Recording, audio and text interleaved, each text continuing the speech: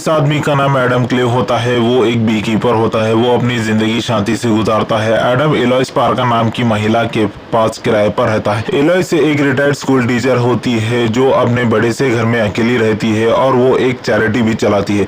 एलोइस Adam को रात को डिनर पर इनवाइट करती है। एडम अपने बीस को पालता है। वो बीस से हनी को कलेक्ट करता है। एलोइस लैपटॉप पर अपना काम करती है। अचानक वो अपने लैपटॉप पर एरर आता है जिससे वो लैपटॉप का इस्तेमाल नहीं कर पाती। एलोइस लैपटॉप पर आए हुए नंबर पर कॉल करती है। वो नंबर हैकर्स का होता है जो बूढ़े लोगों को टारगेट करते हैं जिसके पास बहुत पैसा होता है। एलोइस अपने लैपटॉप की खराबी के लिए कॉल करती है। मिकी एलोइस से बात करती है, बताती है कि सॉफ्टवेयर में कुछ खराबी आ चुकी है, इसलिए वो लैपटॉप को सर्विस सेंटर ले जाने को कहता है। लेकिन एलोइस शहर से बहुत दूर रहती है जिससे मिकी एलोइस को लैपटॉप को ठीक करने के लिए एक एंटीवायरस भेजता है।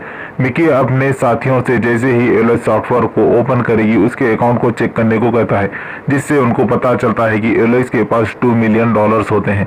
वो पैसा एलोइस की रिटायरमेंट और चैरिटी के होते हैं। मिकी जानबूझकर एलोइस के अकाउंट में $50,000 डालता है जिससे वो एलोइस को चेक करने को कहता है। एलोइस का अकाउंट में मिकी के भेजे हुए पैसे होते हैं। मिकी उन पैसों को वापस उसको भेजने को कहता है। एलोइस को शक होता है। वो अपने बैंक को कांटेक्ट करना चाहती है लेकिन मिकी मना करता है और बताता है कि उसके छोटे बच्चे हैं और उसकी नौकरी खतरे में आ भी सकती है, जिससे एलोइस अपने अकाउंट नंबर डालती है। एलोइस का लैपटॉप अपने आप बंद हो जाता है जिससे मिकी एलोइस के सारे पैसे निकाल देता है। एलोइस अपने लैपटॉप को ऑन करके चेक करती है, उसके सारे पैसे चले जाते हैं और उसके मोबाइल पर मैसेजेस आने लगते हैं। रात को एडम हनी लेकर एलोइस के घर आता है। वो देखता है जमीन पर गन और खून गिरा हुआ है। वहां पर एलोइस की बेटी वेरोनिका आती है। उसको लगा था कि एडम एक चोर है। वो चोरी छुपे उसकी माँ के घर आया है, लेकिन वो देखती है कि वहाँ उसकी माँ की लाश होती है। उसको लगा था कि एडम ने उसकी माँ का खून किया है। वेरोनिका FBI एजेंट होती है। वो एडम को गिरफ्तार करती है। कुछ देर बाद वेरोनिका लैपटॉप में देखती है कि उसकी माँ के साथ स्कैम हुआ था। किसी ने उनके अकाउंट से $2 मिलियन निकाल लिए हैं। FBI एडम को वापस छोड़ती है। एडम के हाथ पर गन पाउडर नहीं होता जिससे उनको पता चलता है कि एलोइस ने खुदकुशी की है। वेरोनिका एडम से माफी मांगती है। वेरोनिका बताती है क्यों उसकी माँ एडम को चाहती थी। एडम वेरोनिका के भाई की तरह दिखाई देता था जो मरीन कमांडर हुआ करता था, लेकिन उसकी मौत हो जाती है। वेरोनिका बताती है किसी ने उसकी माँ के अकाउंट से रिटायरमेंट और चैरिटी के सारे पैसे चुरा लिए हैं। एलोइस ने अपनी सारी जिंदगी अनाथ बच्चों को संभालने में गुजार दी थी। एडम उन स्कैमर्स के बारे में पूछता है लेकिन FBI के क्राइम यूनिट को उनकी कोई इन्फॉर्मेशन नहीं होती। वो लोग 2 साल से क्राइम कर रहे हैं लेकिन उनका नाम नहीं पता। वो लोग बहुत शातिर होते हैं। एडम वापस अपनी बीस के पास जाता है। वहां वो एक सैटेलाइट फोन से एक सीक्रेट हेडक्वार्टर्स को कॉल करता है जिसको बी कीपर्स हेडक्वार्टर्स कहा जाता है। एडम पहले उनके साथ काम किया करता था। वो भी एक बी कीपर एजेंट हुआ करता था लेकिन अब वो रिटायर हो चुका है। एडम उनसे उस स्कैमर्स की इन्फॉर्मेशन निकालने को कहता है। कुछ देर बाद वो एडम को कॉल करते हैं। उनको पता मिलता है वो लोग एक कॉल सेंटर से अपना बुरा काम अंजाम दे रहे हैं। एडम अपना पिकअप ट्रक लेकर कॉल सेंटर जाता है और अपने साथ पेट्रोल भी ले जाता है। बाहर खड़े गार्ड्स उसको रोकते हैं लेकिन एडम उनकी पिटाई करता है। वो उन स्कैमर्स के पास जाता है। वो स्कैमर्स और भी लोगों को लूट रहे होते हैं। एडम उनको ये काम रोकने को कहता है लेकिन कोई उस पर ध्यान नहीं देता, इसलिए वो वहाँ का एक आदमी को बुरी तरह से मारता है। फिर वो सबको शपथ दिलवाता है वो आपसे कोई बुरा काम नहीं करेंगे। वहाँ मिकी आता है। एडम मिकी को आदमियों को मारता है लेकिन वो मिकी को नहीं मारता। एडम वहाँ पर एक बॉम्ब लगाता है। अगर कोई उनके सॉफ्टवेयर के नंबर पर कॉल करता है वो ब्लास्ट हो जाएगा। सब वहां से भाग जाते हैं। एक फैमिली उन स्कैमर्स को कॉल करती है जिससे वहां ब्लास्ट हो जाता है।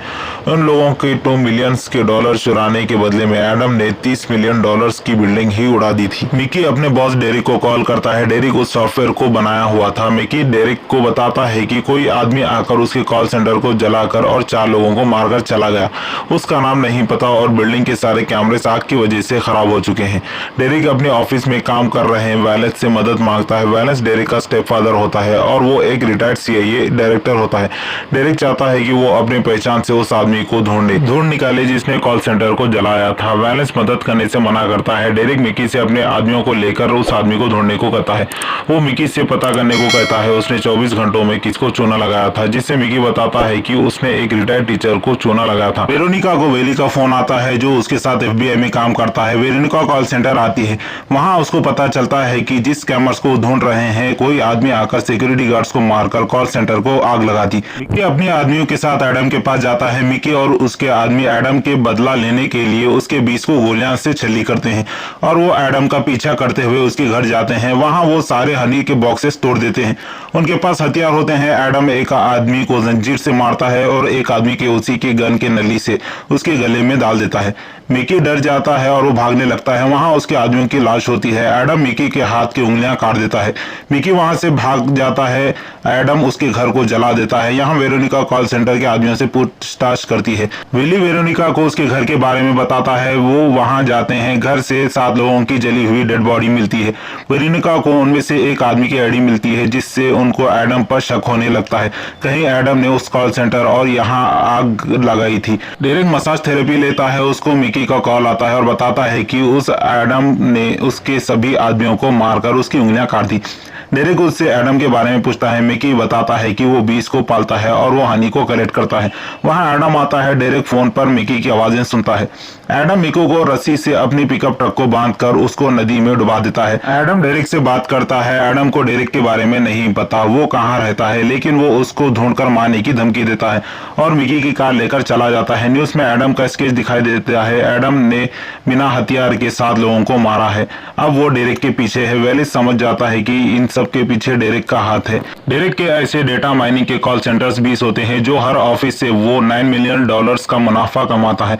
वेलिस बताता है कि जिस आदमी से वो उलझ रहा है वो एक फाइटर है और उन्हें बी कीपर कहा जाता है और बताता है कि बी कीपर को कोई नहीं रोक सकता। यहाँ वेरोनिका को पता चलता है कि मिकी भी उसके घर आया था लेकिन वो मिसिंग है। वेली एडम के बारे में जानकारी ढूंढता है लेकिन एडम का बर्थ सर्टिफिकेट के अलावा उसके पास और कोई आइडेंटिटी नहीं होती जिससे वो उसको ढूंढ सके। तभी उनको कॉल आता है कि वो लोग तालाब के पास जाते हैं। वहां उनको मिकी की बॉडी मिलती है जिसकी उंगलियां कटी हुई होती है। वेलिस को डेरेक की मां डेनफोर्ड का फोन आता है। डेरेक ने उसकी मां को फोन किया था लेकिन वो बी कीपर के बारे में कुछ नहीं बताता, जिससे डेरेक की मां वेलिस से डेरेक जो भी मुसीबत में है उसकी मदद करने को कहती है। वेलिस जैनेट हार्वर्ड को फोन करता है जो प्रेजेंट CIA डायरेक्टर होती है। वेलिस उसकी मदद करने को कहता है। बताता है कि डेरेक के पीछे बी कीपर पड़ा हुआ है, जिसको सुन जेनेट के होश उड़ जाते हैं और उस बी कीपर ने 7 लोगों की जान भी ले ली थी। कुछ देर बाद जेनेट वेलिस को फोन करती है और बताती है कि जो बी कीपर उनका पीछे पड़ा हुआ है वो रिटायर हो चुका है और अब वो एक्टिव नहीं है। जेनेट उनकी मदद के लिए दूसरा एक्टिव बी कीपर को काम पर लगाती है, जिसको सुन वेलिस बताता है कि वो एक्टिव बी कीपर पूरा पागल है। एडम पेट्रोल पंप जाता है। वहां वो एक्टिव बी कीपर आता है जो एडम के रिटायर के बाद उसकी जगह आया है। एडम छुप जाता है। वो बी कीपर पुलिस पर गोलियां चलाता है। एडम उससे लड़ता है। दोनों की फाइट होती है। वेलिस ने सही कहा था, एक्टिव बी कीपर पूरा पागल होती है। वो अपने साथ ट्रक पर एक मशीन गन लाकर उससे फायर करती है। एडम उसको हनी की बोतल फेंक कर मारता है और वो उसको आग लगाता है। वो चाकू और प्लास्टिक बैग लेता है और उसे बी कीपर की उंगली काटकर अपने साथ ले जाता है और पूरा पेट्रोल पंप ब्लास्ट हो जाता है। जेनेट वेलिस को बताती है कि एक्टिव बी कीपर उसको नहीं रोक पाया। दूसरे दिन पंप पर वेरोनिका और वेली आते हैं। वहां के ऑफिसर एक ट्रक दिखाते हैं जिस पर मशीन गन लगी हुई होती है और उस गाड़ी का रजिस्ट्रेशन एनिसाइड लैंड्रेस के नाम से होता है। वेली उसके बारे में जानकारी निकालता है। एनिसाइड का भी कोई रिकॉर्ड नहीं होता एडम की तरह। वेरोनिका को ट्रक पर एक बुक मिलती है जो बी कीपर पर लिखी होती है। वेरोनिका को आइडिया मिलता है कि एडम बोस्टन जा रहा है। वेलिस कुछ लोगों को बुलवाता है जो एक स्पेशल एजेंट्स होते हैं। वहां वेलिस हनीबीज के बारे में बताता है, कैसे वो अपने हाइव की हिफाजत करते हैं। जब वेलिस CIA का डायरेक्टर बना उसको बी कीपर्स सर्विस के बारे में नहीं पता था। बी कीपर्स नेशन को हाइव की तरह समझते हैं। वो अपने हाइव को बचाने के लिए अपनी जान भी दे देंगे। बताता है कि उनमें से एक रिटायर्ड बी कीपर हाइव को बचाने के लिए लोगों को मार रहा है। यहाँ वेरोनिका बी कीपर की बुक पढ़ती है। उनको एक कॉल आता है जो DC के डिप्टी डायरेक्टर एडम एक सुनसान इलाके में जाता है। वहां वो एक्टिव बी कीपर की कटी उंगली इस्तेमाल करके वो अंदर जाता है। वो अंदर लैपटॉप से सारी इंफॉर्मेशन अपने मोबाइल पर कॉपी करता है और वो कुछ हथियार अपने साथ उठा ले जाता है। वहां से वो दूसरी कार निकाल लेता है। वेरोनिका डिप्टी डायरेक्टर से मिलती है। वो वहां एडम के बारे में बताती है। एडम एक secret classified beekeeper programme से ताल्लुक रखता है और उसका निशाना 9 स्टार होटल जो बोस्टन में मौजूद है। बताती है कि एडम अपने हाइव को बचा रहा है जो हमेशा बी कीपर किया करते हैं। वेरोनिका डिप्टी डायरेक्टर से अपनी मदद के लिए स्पेशल फोर्स मांगती है। यहाँ बोस्टन के 9 स्टार होटल में स्कैमर्स लोगों को लूट रहे होते हैं। वहाँ बिल्डिंग के नीचे FBI की स्पेशल फोर्स आती है, लेकिन उनको अंदर जाने के लिए नहीं देते। वहाँ पर प्राइवेट सिक्योरिटी होती है। उनके पास गवर्नर के ऑर्डर्स होते हैं जिससे FBI के स्पेशल फोर्स अंदर नहीं जा सकते, इसलिए वो बाहर पहरा देते हैं। पेटिस उन स्कैमर के पास जाता है और वो उनको बिल्डिंग खाली करने को कहता है, लेकिन वहाँ का मैनेजर बात नहीं मानता और डेरिक से उसकी बात करवाता है। डेरिक को 9 स्टार होटल से महीने के $20 मिलियन का मुनाफा होता है, इसलिए वो पेटिस से वापस जाने को कहता है। बिल्डिंग के बाहर स्पेशल फोर्स प्लान बनाती है। वहाँ एडम आता है, वो उनसे फाइट करता है। फिर वो ऊपर जाता है। एडम स्कैमर्स के साथ खड़ा होकर प्राइवेट सिक्योरिटी गार्ड्स को जाते हुए देखता है। फिर वो वहाँ पर तोड़फोड़ शुरू करता है। वो गार्ड्स को मारने लगता है। एडम और पेटिस दोनों की फाइट होती है। एडम उसको मार देता है। वहाँ वेरोनिका आती है। वेरोनिका अपनी बाकी टीम का इंतजार नहीं करती, वो सीधा ऊपर जाती है। एडम एक पतली रस्सी को दीवार से बांधता है और लिफ्ट के बाहर ऊपर निकलता है। गार्ड्स उस पर गोलियां चलाती है। एडम लिफ्ट की रस्सी को तोड़ देता है, जिससे लिफ्ट नीचे जाती है और वो रस्सी बाकी के गार्ड्स को काट देती है। लिफ्ट वेरोनिका के सामने गिरती है और वो सीढ़ियों से ऊपर जाते हैं। एडम मैनेजर के पास आता है। एडम उसके बॉस का पता पूछता है और न बताने पर उसको मारता है। एडम बताता है कि इस दुनिया में कोई एक इंसान था जिसको वो अपना मांगता था और उनकी वजह से कल उस महिला ने सुसाइड कर ली। मैनेजर अपनी जान बचाने के लिए डेरिक की फोटो बताता है। वहाँ वेरोनिका आती है। एडम वहाँ से भाग जाता है। विली उसका पीछा करता है, लेकिन एडम विली को नहीं मारता क्योंकि विली के 3 बच्चे होते हैं और वो वहाँ से चला जाता है। वेरोनिका को पता चलता है कि एडम डेरिक के पीछे जाने वाला है। यहाँ डेरिक और वैलिस पार्टी में होते हैं। वैलिस को फोन आता है कि बी कीपर बच गया है। अब वो इसमें कुछ नहीं कर सकता, वो डरा हुआ होता है। वैलिस डेरिक से उसकी माँ को फोन करने को कहता है, अब वो ही उनकी मदद कर सकती है। डेरिक अपनी माँ को कॉल करता है और बताता है कि वो उससे मिलने के लिए आने वाला है। डेरिक की माँ डेनफोर्ड US की प्रेसिडेंट होती है। एडम डेरिक की माँ की सिक्योरिटी को नहीं तोड़ सकता।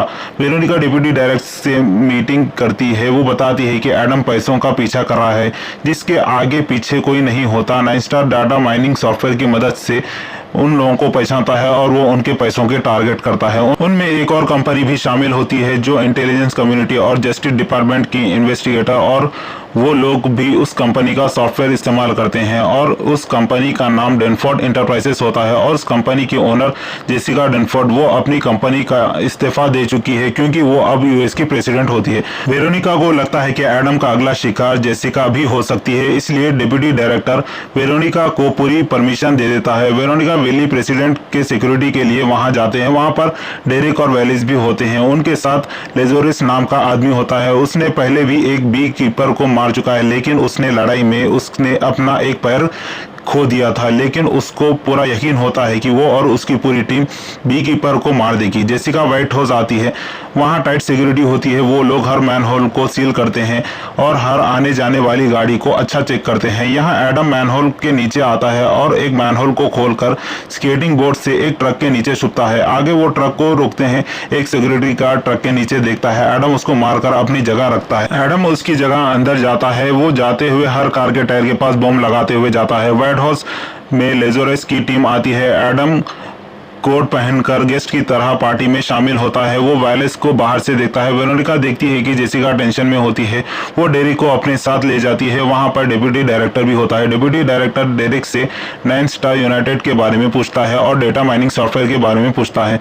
वेरोनिका एडम को देख लेती है और सब को इन्फॉर्म करती है। वेरोनिका एडम को रोक लेती है। वेरोनिका लेजोरस एडम को रोक लेते हैं। वेरोनिका एडम को अरेस्ट करना चाहती है, लेकिन लेजोरस एडम को मारना चाहता है। एडम रिमोट से बॉम्ब को ब्लास्ट करता है और लेजोरस के चेहरे पर गोली चलाता है। जेसिका को पता चलता है कि डेरिक ने मासूम लोगों के पास से पैसे लूटे हैं। डेरिक बताता है कि वो ये सब जेसिका के लिए किया है। वो लोगों के पैसों की मदद से उसकी माँ को इलेक्शन में जितवाना चाहता था, वरना वो हार जाती। एडम सबको मारते हुए आगे बढ़ता है। जेसिका एडम और सभी मीडिया को सच बताना चाहती है कि डेरिक ने क्या किया। एडम और लेजोरस की लड़ाई होती है। लेजोरस एडम को अच्छी टक्कर देता है। एडम लेजोरस की नकली टांग पर हमला करता है, फिर वो उसको मार देता है। एडम जेसिका के रूम के बाहर आता है। वहां वैलिस उसको रोकने को कहता है। एडम उसका हाथ तोड़ देता है और वो डोर को बॉम्ब लगाता है। डेरिक नहीं चाहता कि उसके बारे में किसी को पता चले, इसलिए वो डिप्टी डायरेक्टर को शूट करता है। वहां एडम आता है। डेरिक अपनी माँ को ढाल बनाता है। वहां वेरोनिका भी आती है। एडम बाहर निकलने का रास्ता देख लेता है और वो डेरिक को शूट करता है और वहां से बाहर भागता है। जेसिका के सामने उसकी बेटी की मौत हो जाती है, जिससे वो टूट जाती है। वेरोनिका एडम को रोकती है, लेकिन वो उसको अरेस्ट नहीं करती। कहीं ना कहीं वो जानती है कि एडम ने जो किया वो सही किया। एडम बीच पर एक बैग छुपाता है, उसमें से वो ऑक्सीजन निकाल कर समंदर से भाग जाता है। वीडियो कैसा लगा, अच्छा लगा या बुरा लगा, कमेंट कर देना और चैनल को लाइक एंड सब्सक्राइब कर देना।